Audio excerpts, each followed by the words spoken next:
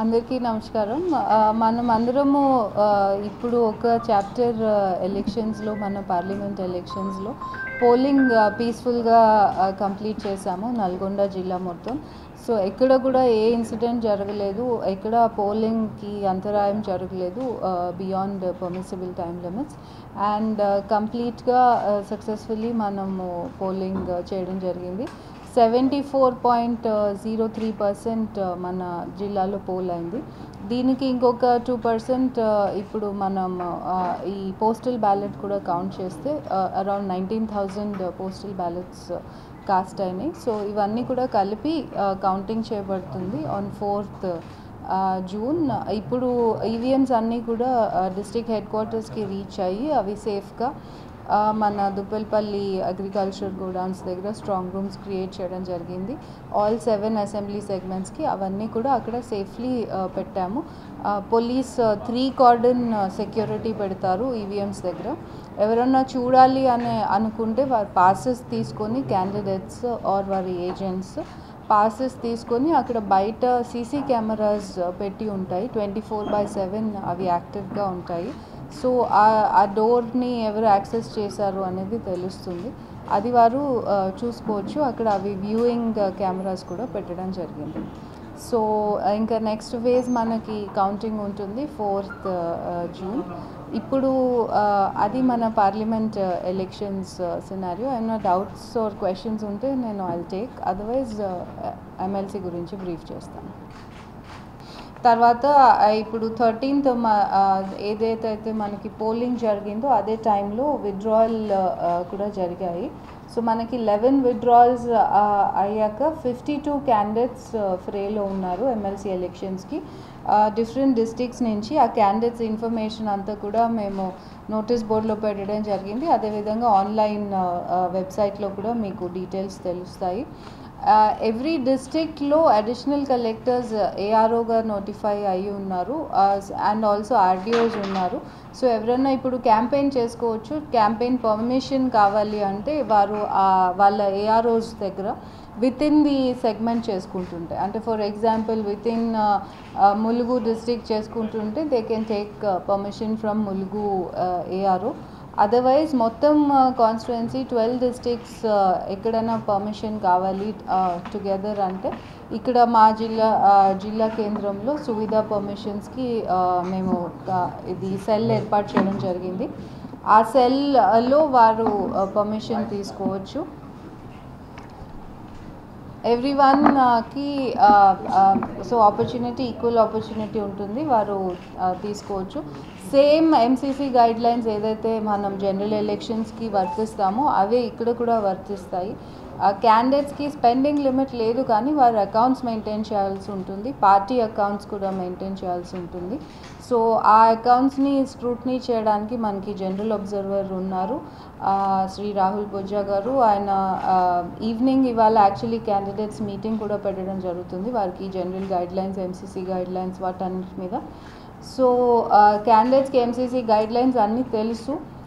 Again reiterate చేస్తూ poster ఒకటి పెట్టుకోవచ్చు. ఏదైనా ఇంటి మీద పెట్టుకుంటుంటే వారు పర్మిషన్ తీసుకొని వారి దగ్గర పెట్టచ్చు. అదేవిధంగా అడ్వర్టైజ్మెంట్ ఇవన్నీ కూడా మున్సిపల్ ఏరియాస్లో ఆల్రెడీ డెసిగ్నేటెడ్ అడ్వర్టైజింగ్ స్పాట్స్ ఉంటాయి. వాళ్ళ దగ్గర పర్మిషన్ తీసుకొని వారికి పే చేసి యాజ్ పర్ నార్మ్స్ వాళ్ళు అడ్వర్టైజ్మెంట్ చేసుకోవచ్చు. Paper advertisement guidelines MCMC team మనకి యాక్టివ్గా ఉన్నారు. వారి దగ్గర ప్రీ సర్టిఫికేషన్ ఏదన్నా వారు యాడ్స్ ప్రింట్ చేయాలి అంటే అవి ప్రీ సర్టిఫికేషన్ చేసుకోవాలి.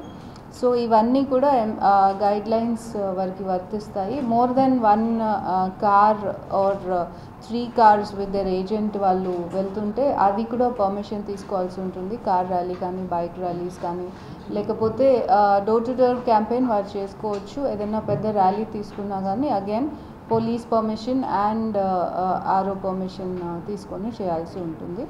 సో ఇది క్యాంపెయిన్ నిబంధనలు. మనకి 27th పోలింగ్ ఉంది, 27th మే. సో దాని తర్వాత ఈచ్ డిస్ట్రిక్ట్లో డిఆర్సీస్ ఏర్పాటు చేయడం జరిగింది 12 డిస్ట్రిక్ట్స్లో.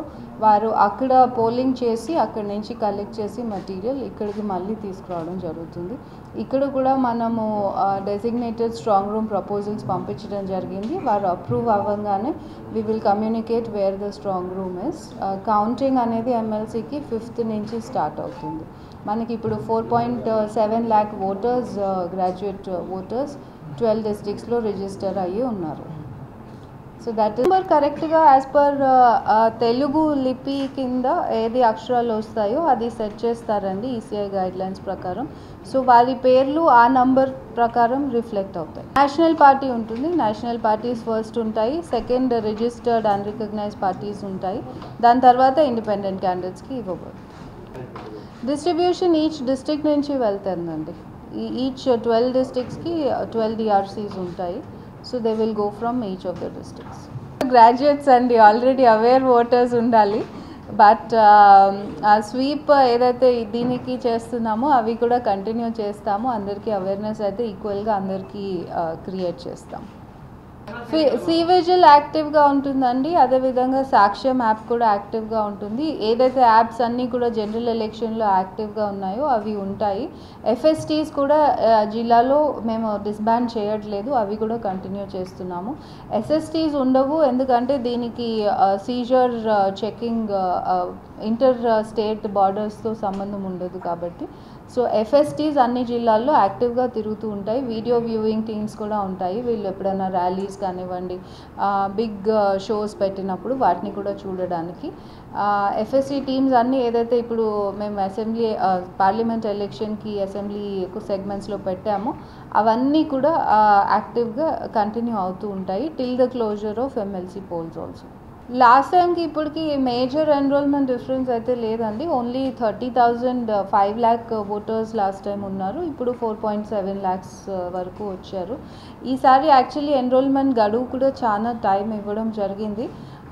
బట్ పీపుల్ మరి ముందుకు రాలేదో లేకపోతే వారు awareness we have created enough, we have given multiple advertisements. అదేవిధంగా మేము చాలాసార్లు బిఫోర్ ఎన్రోల్మెంట్ ప్రెస్ మీట్ కూడా పెట్టడం జరిగింది.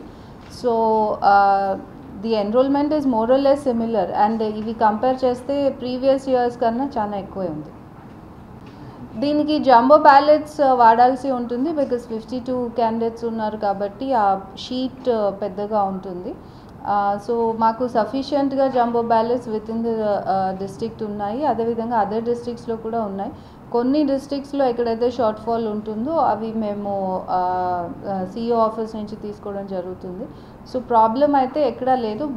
బాక్సెస్ని రిపేర్ చేయడం, వాటిని కరెక్ట్ షేప్లో చూసి వాటిని సర్టిఫై చేయడం కూడా ప్రాసెస్ స్టార్ట్ అయింది. ఇప్పుడు బ్యాలెట్ పేపర్ ప్రింటింగ్ ప్రాసెస్ కూడా it's on going. So everything is on schedule.